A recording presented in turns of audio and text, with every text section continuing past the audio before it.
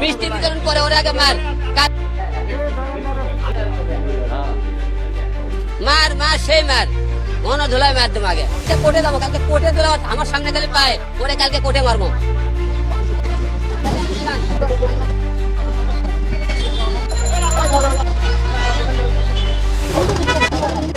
ওরে কালকে ডিম মারবো পোষা ডিম মারবো কোর্টে এই আরাফাত রহমান যে ভোটে আমার সাথে দই হতে পারেনি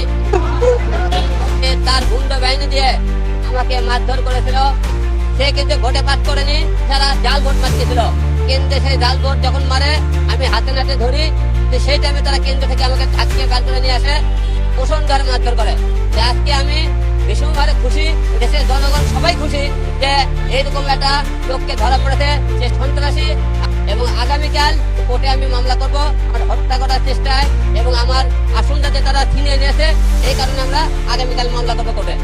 আজকে মিষ্টি কোনো হিসাব নাই আনলিমিটেড যেখানে দাঁড়াবো সেখানে মিষ্টি খাবি সেখানেই খাওয়াবো বিভিন্ন জেলায় জেলায় সেখানে মিষ্টি বিতরণ করতেছেন